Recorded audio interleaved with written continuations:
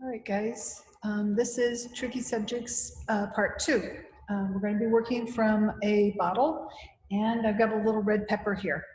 I went ahead and I prepared all my paint before we got started. So I have a light, medium, and dark version of green. And even on your computer, you should be able to see that roughly here around the shoulders of this bottle, you can see that there's something paler, and then down here at the bottom, there's something darker, okay? And then we have our pepper over here, and we still have our blue cloth and that funky black, that blank wall behind us. Once again, our setup is more vertical than it is horizontal. It's taller than it is wide, so I have my canvas set up in that orientation. Let's see if I can shift this. This may be a mistake. Let's see.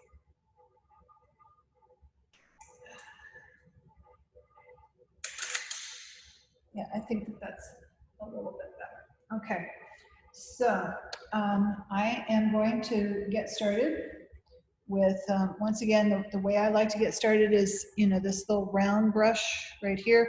It's relatively small, but it's not something that we would use for light detail.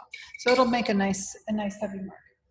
And I think I'm going to start with the lightest green that I have. And I made this green using ultramarine blue, and I actually use my Cobra lemon. If you have cadmium yellow light or cadmium yellow pale, it will work also, but I just use this lemon. It works out okay. It's a little pale, but it works out okay. Now, we've covered how to draw bottles in our sketchbook before, so I'm just going to go ahead and get started. So one of the things I want to do is I want to try to figure out, let's see, exactly where I want this bottle to begin and end. So I think someplace in there, okay? And yeah, I think that will work out, okay? Maybe a little bit lower, okay? And so when I look at this bottle, I'm going to take a look at where the shoulders are going to start. So I'm just going to measure the neck.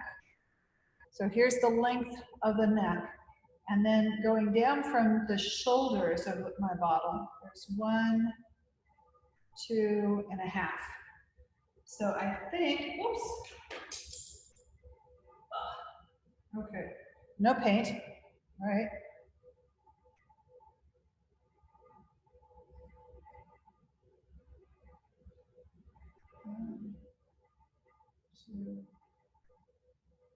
Yeah, okay. So, make sure I stay out of your way so that you can see. I chose this green, this pale green paint. It's not showing up very well on this. I think I'll switch to something just a little bit darker, just so that you can see it. Okay, so we can see that. Now when I look at that neck, it looks like kind of like a rectangle. Now to make those shoulders, this is something we cover in drawing, but what I'm going to do is I'm going to just imagine that there's a ball in there. And this just works for this particular kind of bottle because it's kind of like a good sized cylinder and then a ball and then a small cylinder.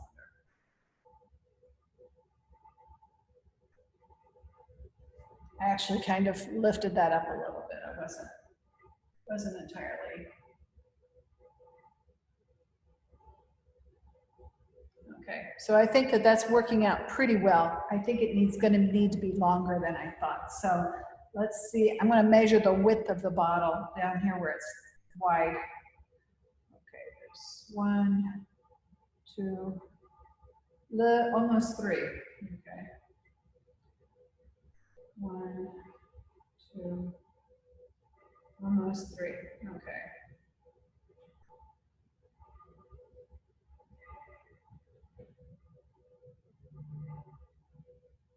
By the way, one of the ways that you can figure out how to make these ellipses at the bottom, you can see how that's squared off. And then now I can go ahead and make that ellipse. See how that worked? Yeah, it came out pretty nice. Okay, I think he's a little long. Okay.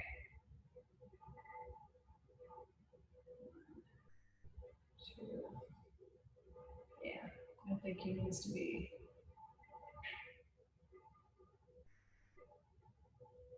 Yeah, I think that'll work. Okay, so once again, lesson in how to make corrections. Okay, I'm going to draw in the pepper, and I just happen to have some kind of dark red paint left over from my previous little demo that I gave you guys. So I think this was an apple before. Okay, so that we're going to deal with a little bit of foreshortening here, because this pepper, just so you can see, you know, we can see how long it is, right? But in our image, it's pointed toward us, okay? So one of the things I am going to use is our bottle is nice and upright, and it's running parallel with the picture plane. Remember the picture plane? That invisible piece of glass between us and what it is that we're seeing. And so that means that I can use this, I can draw this out pretty well, but this is going to be a little bit more difficult. So what I'm going to do, I'm going to just use a little bit of my green paint that's left here, and if I come straight, kind of like out here, that's about where the pepper starts, okay? So it's going to start like right about here someplace, and it looks like it's about half of the distance away. So it's going to be out there someplace. And that little face where the stem comes out of the pepper, that's kind of pointed at me. I'm just going to make a little circle there. And its stem is just kind of coming off of that. Now, the pepper, we know the pepper is long, but from this point of view, even, you know, you guys seeing this, it looks like it's really short.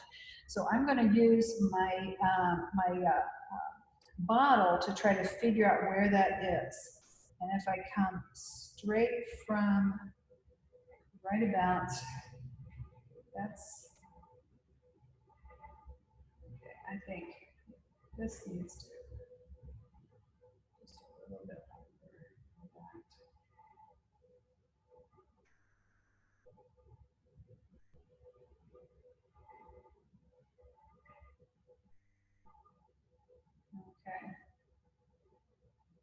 Okay, do you see that? Okay, it looks a little funny right now. I'm going to show you a little trick to work with this to make it look like it's really coming toward us. In our terms, we call this foreshortening, okay? And it's when something that is otherwise long is pointed right at you. For example, you know, if you look at my arm, you know, from like my elbow here to my wrist, you can see that that is very long. But if I pull it back in, look at this. See how it just completely hides my elbow. It helps if we can see a little bit of it. See that? Or even like on the underside. And it really helps if we have something, you know, kind of like I'm wearing my watch here today.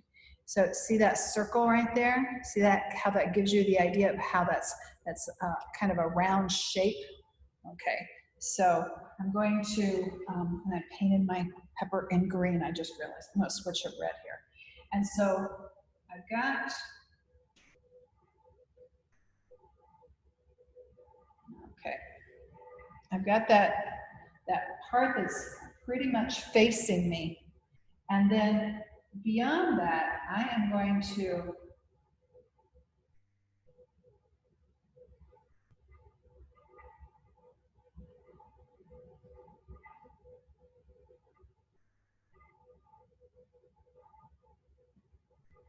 see how I made like little stripes going around it, and it just echoes that original round shape.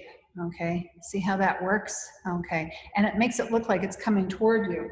And those are going to be nice guidelines for how I put my paint on here in a second.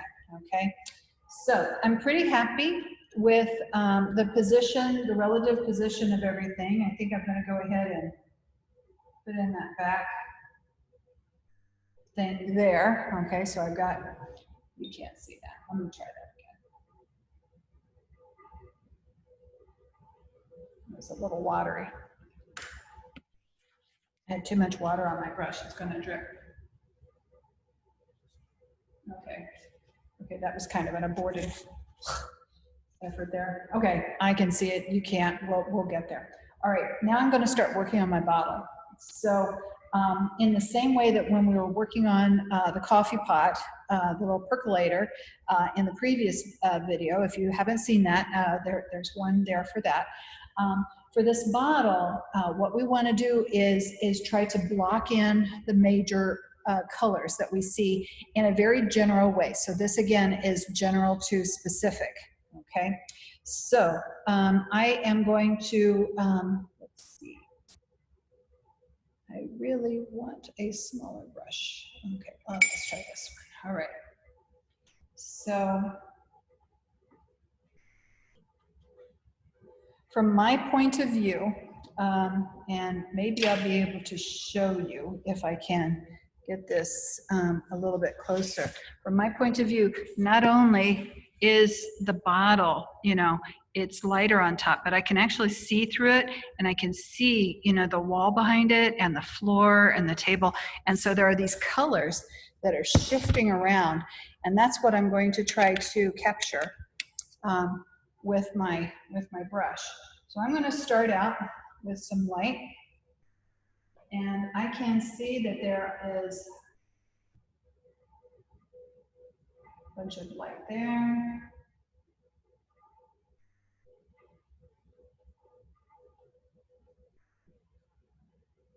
And then there's something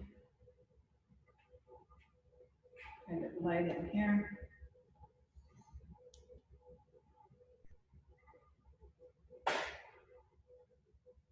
And as it happens, this thing has what's called in bottle manufacturing is a punt. There's kind of like a little pump.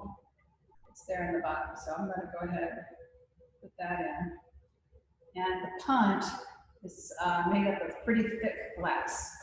So it's quite dark. I'm going to put this in. So there's my light brush. Let's see if I can find something I can use for my dark brush. I'm reduced to, I don't like that brush. It still has pale in it. Okay, let's see if I can use this one.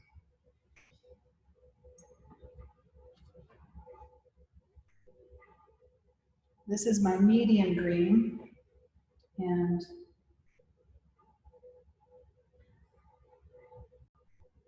by the way, I'm seeing all kinds of like little shiny things. The light is hitting that glass and making reflection. I'm completely ignoring that right now, okay?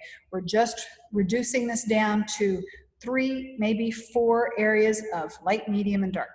That's it, no detail, okay? So don't worry about like any shiny reflections at this point.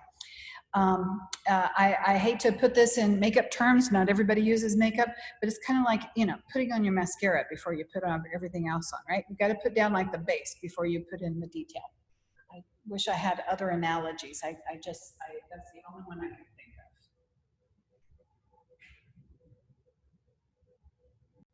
think of. Okay. I'm not unhappy with this. All right. So it looks a little blocky, but it looks like a bottle. Okay. So that's gonna work. All right. Okay. So as you can see, you know, we have this lighter green. Okay, so there's one. We have the second color, which is this kind of medium green. You can see here and a little bit in here. So that's 2. And then we have a dark green, which is this stuff right in here. Now the way that I made these, this lighter green is made with lemon, cadmium lemon, which is a little pale, okay? It's actually a little chalky for my taste. I'd rather use the regular cadmium, but that's what I've got. And it's gonna work. And then the regular green is made with cadmium yellow and ultramarine blue. this really dark color in here, trying to use analogous colors to make that work, is not going to get it deep enough. It's going to be too blue, all right? So you need to put in the complement of green, which of course is red. But in this case, you know, we don't want to use that cadmium red, that tomato red color. We want to use something really deep. So I had some alizarin that was left on my, my palette, left over from when we did the dark apple, and that worked out really well. So we've got this really deep color. I even used a little bit of violet. And because at this point, you know, we're getting our confidence and we can start to use our colors a little bit more instinctively, okay? So that is working really well for our purposes. Now I'm going to stop on the bottle for a second because, of course, you know, we want to work general to specific, and we want to have something going on the entire canvas all the time. The subject of our painting, you know, what this painting is about, is a still life of a bottle and a pepper on a table, okay? But it's a bottle, the bottle and the pepper are the main protagonists, right? So those are the things that we start with. We put those in, we establish the colors that we want for those, and then the secondary is going to be our tabletop, okay? And then third, coming in third in importance is going to be, you know, what's going on in the background, okay? So we're going to paint in that pattern: subject, secondary area, and then the third area, okay? I have 2 brushes with red paint, tomato red, kind of dark red, and let's see what I can do. See how much trouble I can get myself into here. Okay, I'm picking up some tomato red color. Again, trying to put off using that black and white as long as I can. And pointed here toward the light.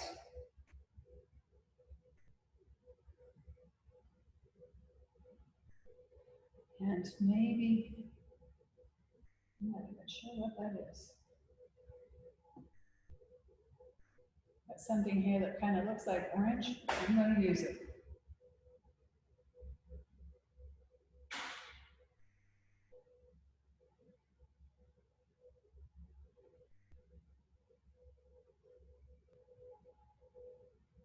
My brushes are a bit big, so I'm making them just a little chubby, but I can always kind of work my blue in around them. So I've got those 2 colors, okay? And it kind of looks like a little comma, right? And so one of the things I'm going to do, I'm going to remember those little stripes that I came up with, and I'm going to make sure that my brush marks are kind of going in those directions.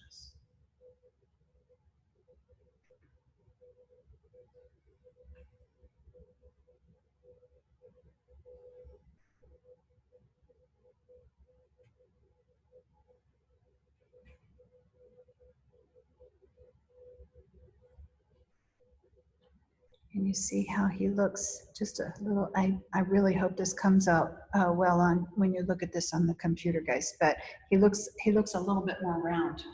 And then he has this green thing here at the end, and voila, I still have some green on these brushes. So I'm just going to poke a little bit of